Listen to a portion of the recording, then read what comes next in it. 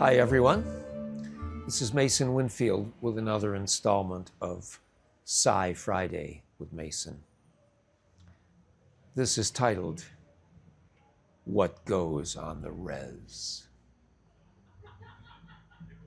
You know, psychokinesis is human psychic abilities, basically mind over matter.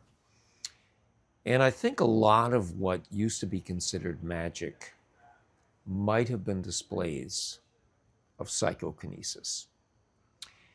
And I believe it exists. I really do believe that occasionally the human organism can do some things it shouldn't be able to. And I also think some of the best instances of it may lie with the traditional cultures, the Asian mystics, the Hindu, the Taoist, the Tibetan, the Hawaiian Kunas, the First Nations people, as in Upstate New York. About 10 years ago, I gave a talk in the southern tier of Upstate New York.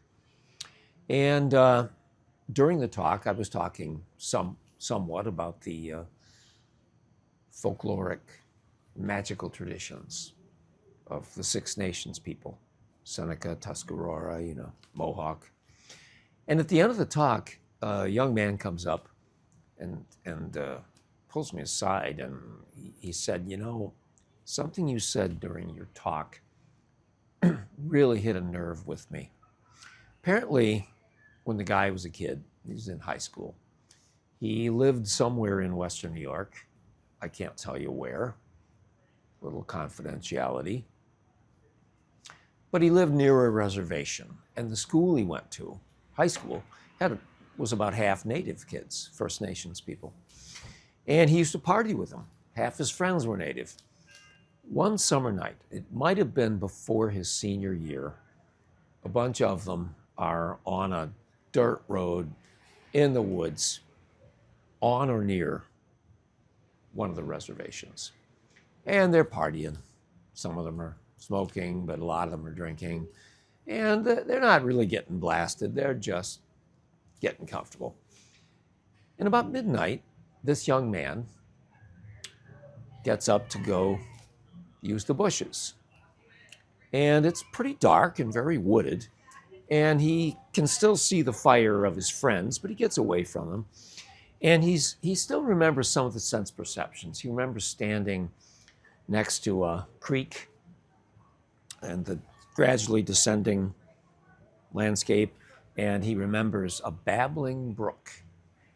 When he's doing his business in the woods, and he notices at like 12:31 at night, a gleam starting to come to him through the woods. And he's thinking to himself, it's got to be a car on a road driving by, but it isn't. They're too far out.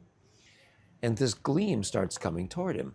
And as it gets reasonably close, he sees that it's a blue gleam that's about belly high of a walking human being, and it's pulsing. It's pulsing as if with human breath. It gleams, fades, gleams, fades.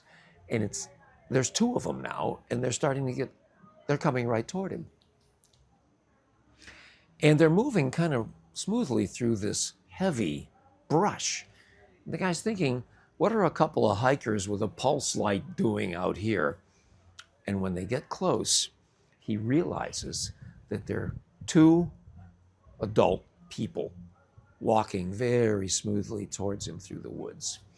And when he estimates 40 or so feet away, he notices that not only is this gleam coming from the core of these human beings, but as they breathe, the mouth glows brighter, the noses glow brighter. Now, this capacity of what they nickname internal luminosity is what I had mentioned in my talk. because it was one of the old stereotypes that the witches of many indigenous people around the world, when they're on a spell, when they're on the no good, when they're in a state of trance and they're walking at night, as they breathe, you can see the lights emanating through them like there's a fire inside of them. What I had not heard was what this guy observed about the glow in the belly. I had not heard that about the upstate. But at any rate, one of these men turns to look toward him from 40 or so feet away, and he exhales. And in the light, this young man can recognize his features. It is the native father. It is a man of one of the First Nations that's the father of one of his friends. And this kid at the time worked in like a hardware store or a grocery store or something. And he knew the man and he recognized him. And he had the feeling that the man recognized him. Only for a second did the two lock eyes. And then the pair started walking smoothly the other way. Well, my young friend was terrified. He froze right where he was.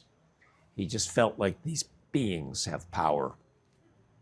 And he waited until they were completely gone, and then he went back to join his friends. And he was so afraid he didn't say anything. They slept on cots, they slept in cars. And in the morning, he pulls aside his best friend among the native youth. And he tells him what he saw. He did not tell him that he recognized the man. He did not tell him, anything about that. He just said, didn't tell him the guy's name. He just said what he saw. And his friend just looks at him and says, "You didn't see nothing. What goes on the res stays on the res." And to this day, this young man will not reveal the name of the man he saw. It's been 25 years probably. The guy probably not alive anymore. But that's how scared he was, and that's how serious he was. Because the identity of the native witch, at least in upstate New York, is a pretty jealously guarded secret. Thanks again for joining us for Sci Friday with Mason and what goes on the res. I love stories like that. See you next week.